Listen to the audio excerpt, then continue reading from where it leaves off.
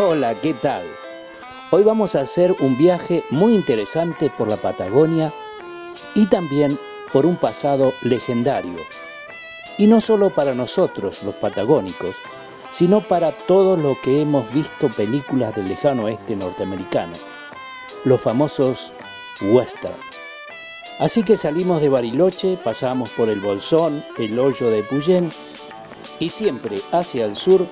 Nuestro destino era Cholila, un hermoso valle cordillerano que es famoso por sus buenas pasturas y sabrosa carne, la pesca deportiva de primer nivel y porque fue el lugar que eligieron para vivir por unos años Robert Leroy Parker, Henry Longenbach y Etta Place, o sea, Butch Cassidy, Sundance Kid y Etta Place, los bandoleros más famosos de Estados Unidos, a finales de 1800 y principios de 1900.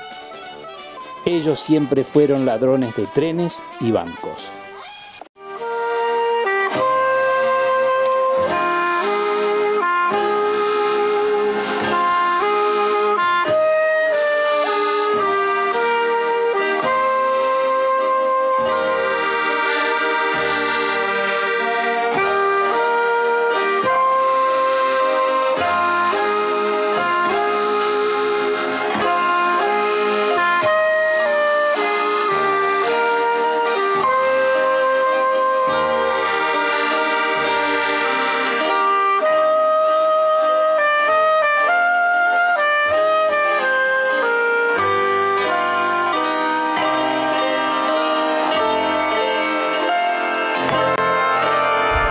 Martín, este lugar es histórico, pero en serio que es histórico, ¿no?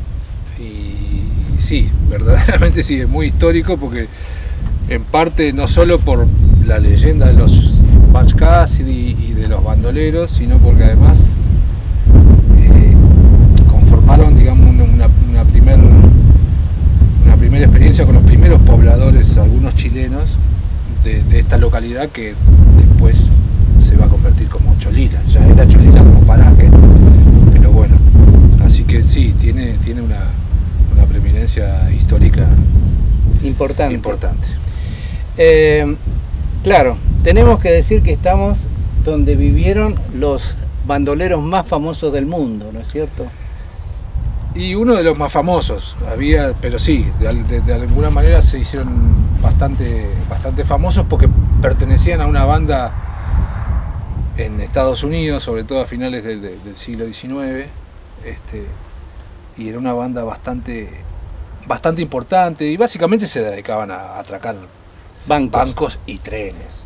Es más, hasta lo que se conoce, ni siquiera tanto Butch Cassidy o Sundance Kid ni siquiera eran y esto es bastante importante decirlo, es decir, no eran gente asesina, digamos. Es más, el mito crece a partir de eso, justamente. O sea, solamente asaltaban bancos y asaltaban trenes, y hasta lo que se sabe no eran buscados básicamente teniendo pendiente el asesinato de alguien.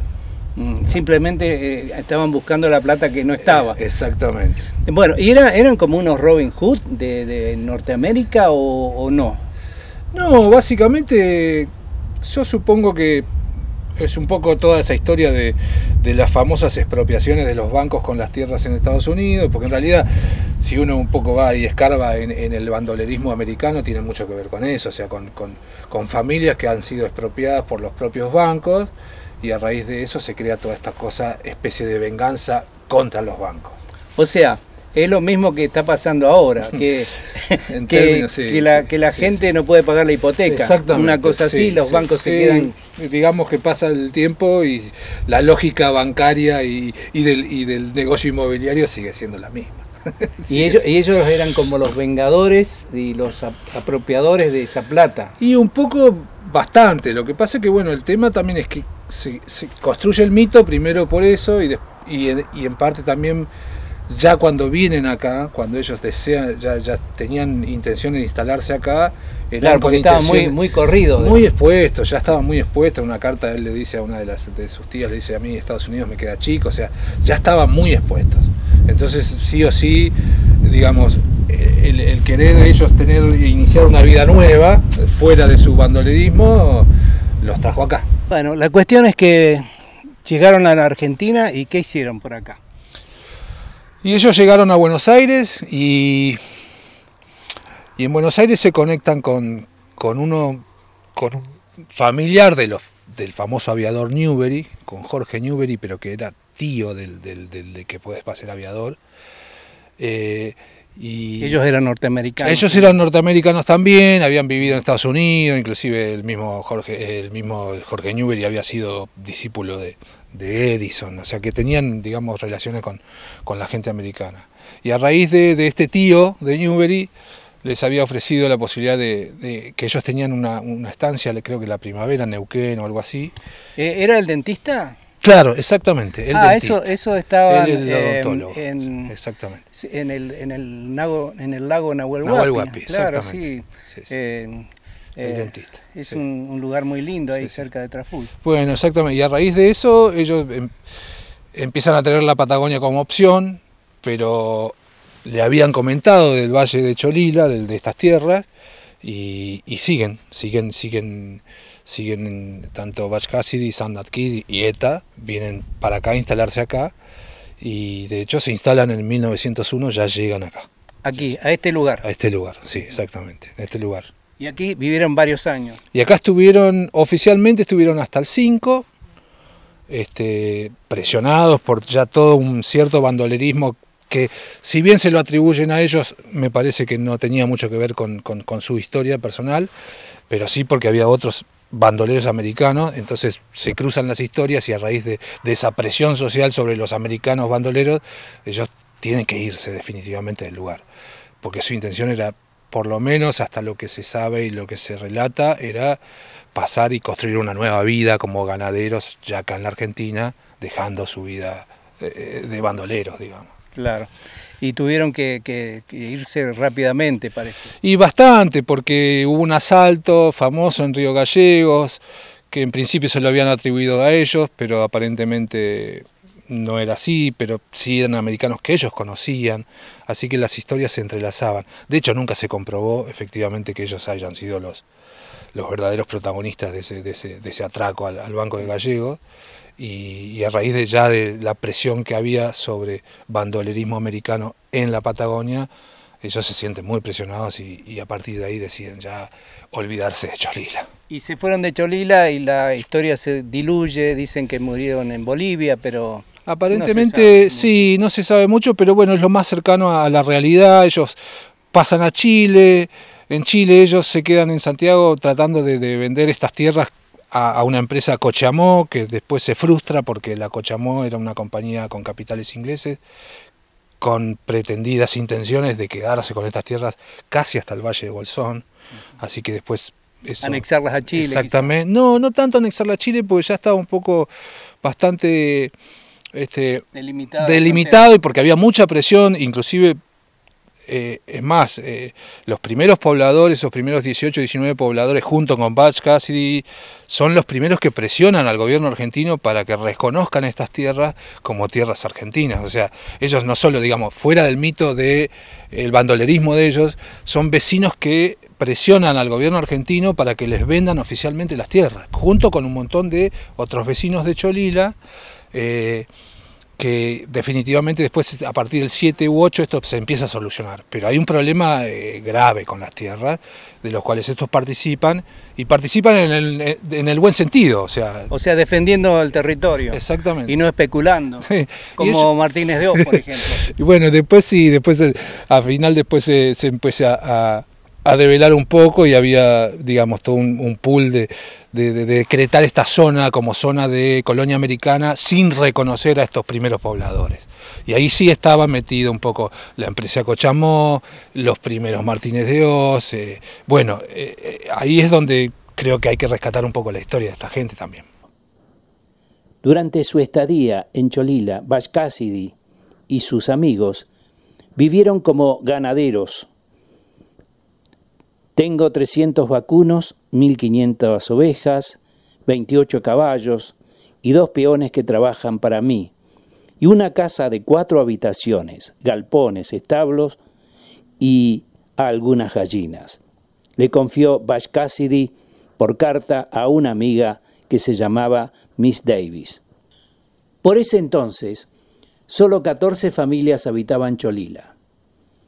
Era un hombre simpático y sociable, decían de Butch Cassidy, siempre dispuesto a aceptar con absoluto humor las pruebas a las que lo sometían los paisanos.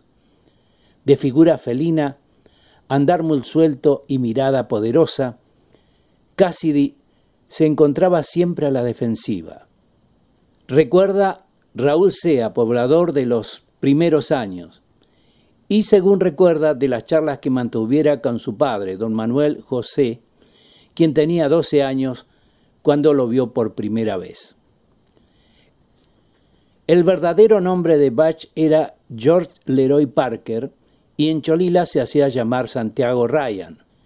Lo unió una mítica amistad con su Dan Kid y con su mujer, Eta, de llamativa belleza, quien llegó a bailar una samba con el entonces gobernador del territorio, Julio Lezama.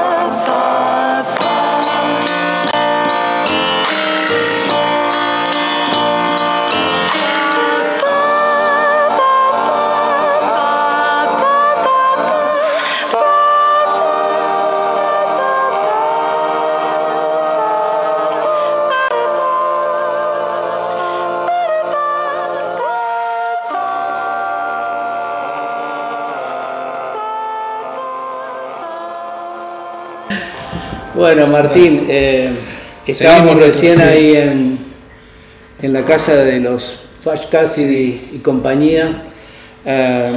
Realmente es impresionante la historia que tiene ese lugar, si bien está solamente la casa, pero en un momento yo digo, qué lástima que no tiene nada dentro. Y por otro lado pensé, qué bueno porque la imaginación funciona de otra manera. Cuando no hay nada, pero está el ámbito donde estuvieron ellos, se los puede imaginar de una manera totalmente diferente, ¿no es así? Sí, por ahí se le podría agregar ahí algunas fotos que se conservan acá en Cholila, de inclusive ellos ahí en esas cabañas, como para crear un clima un poco más no tan desolado y un clima más habitable y más familiar. Pero ¿quiénes vienen a visitar esta cabaña? Porque es famosa en todo el mundo. Mira, yo que en particular estoy ya con este emprendimiento, que seguramente después vamos a hablar, pero por lo menos fue esta primera temporada una experiencia así, digamos, muy primitiva, pero lo fue. Viene mucha gente de todos lados del mundo. O sea, no solamente de Argentina. No, lógico. O quizá los menos. No, el argentino viene y hay mucha gente que conoce la historia, es decir, que efectivamente viene sabiendo esa historia y por ahí queriendo, digamos, como confirmarla con la presencia o con el lugar histórico de esa historia. Pero lo que yo estoy sorprendido, por lo menos de lo poquito tiempo que llevo acá, atendiendo al público, es la presencia extranjera con esa leyenda y con ese mito. Y es muy considerable porque inclusive arman los circuitos turísticos, los extranjeros, incluyendo Cholila. Es decir, así como va la gente a Cataratas, a Bariloche, a Salta o al Calafate, hay muchos que incorporan Cholila en ese circuito turístico.